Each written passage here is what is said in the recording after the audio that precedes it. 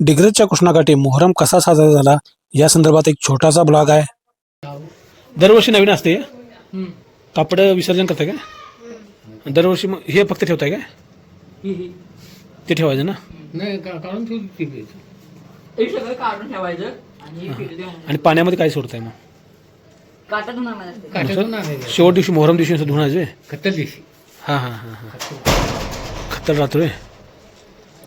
मुलांची लहान तिथे गर्दी भरपूर आहे. समोरच आपल्या इथे हनुमान मंदिर पण आहे, विठ्ठल मंदिर आहे आणि ग्रामपंचायत मौजे अशा 3 बिल्डिंग समोर आहेत.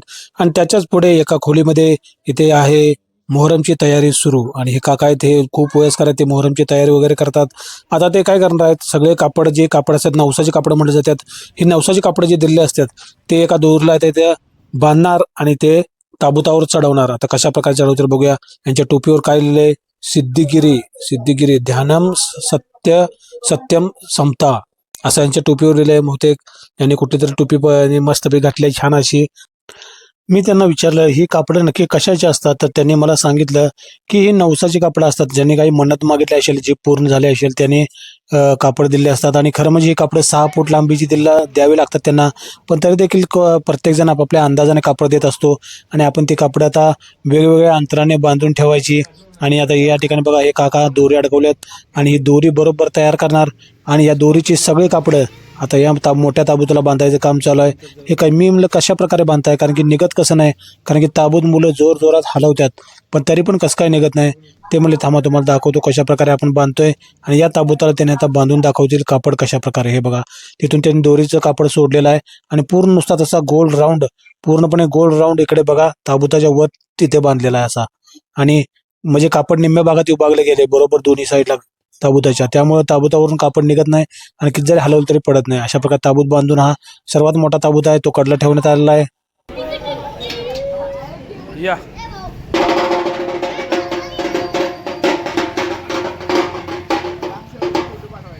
मोहरम चालू झाल्यापासून तिथे ताशाचा आवाज आहे आणि ताशाच्या आवाजानं मुलं तिथं कंटिन्यू गोळा होतात आणि कंटिन्यू नाचायचं वगैरे असते चालू त्यांचं. ताशा वाजवायचा असल्यामुळे मुलांचे नंबर लागायचे. काय काय बारकी मुलं तर रडायची आम्हाला वाजवायला पाहिजे, आम्हाला वाजवायला पाहिजे म्हणून. आणि या ठिकाणी ते ऐकून झाल्यानंतर मी वाचनालयात गेलो आहे. बरोबर समोरच वाचनालय आहे, त्यामुळे आवाजाने दणदणून चाललंय वाचनालय. पूर्णपणे मोकळा हवाला असल्यामुळे आता पुन्हा मी जाणार त्या ठिकाणी किटली घेतो, कारण की दूध घालायला आलो होतो. आणि किटली घेऊन पुन्हा मी वाचनालयाच्या बाहेर गेलो आणि पाहतो तर मोहरमची तयारी इथे चालू आहे. त्या ठिकाणी पुन्हा ताशाचा आवाज पूर्णपणे भरून वाहला आहे. आणि या ठिकाणी बघा मोहरमची तयारी सुरू आहे. आता 2 दिवसानंतर मोहरम हे ताबूत गावात घेऊन जाणार आणि गावात फेरी मारणार आणि प्रत्येकाच्या घराजवळून जाणार, आपल्या गल्लीत देखील येणार. या ठिकाणी वाचनालय हे तुम्हाला दिसेल, ग्रामविकास वाचनालय मौजे डिग्रजच्या कृष्णाकाठचं. आणि इकडे समोर हनुमान मंदिर, विठ्ठल मंदिर आणि ग्रामपंचायत. आणि बरोबर त्याच्या समोरच सुरू आहे तयारी येते मोहरमची. आणि आपला मुलगा बघा, आमचा मुलगा अवनीश इथं उभारला आहे. त्याला देखील मी म्हटलं थोड्या वेळ पहा की कसं वाजवतात मुलं वगैरे. आणि मुलांच्या वाजवण्यासाठी रांगाच रांगा. आता गावामध्ये जाणार आहेत ताबूत, बघा गावामध्ये कसं काय चालू आहे. आता ताबूताच्या फेरी चालू आहेत.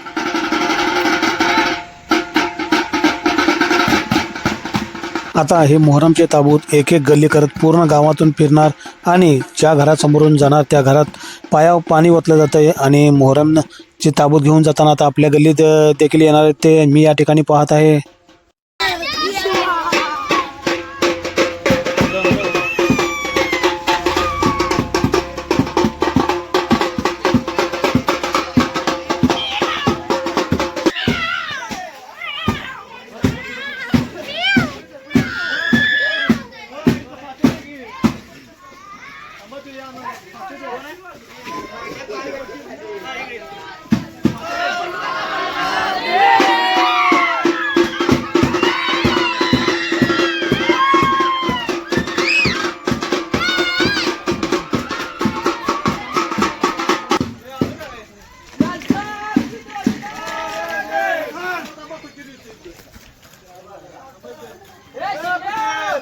आता हे ताबूत पूर्ण गावाचा वेढा मारणार. मुलं वाजवत वाजवत गाजत आणि पायावर पाणी घालत ज्या घरासमोर जाईल तिथे पायावर पाणी घालतात आणि तिथे नेऊन ठेवणार. आणि शेवटच्या दिवशी मलिदा म्हणून प्रसाद केला जातो आणि त्या प्रसादाच्या दिवशी या ठिकाणी लाइटिंग वगैरे लावण्याचे काम सुरू आहे. बघा इथं मुलं उभारल्यात आणि चालू आहे त्यांचं काम.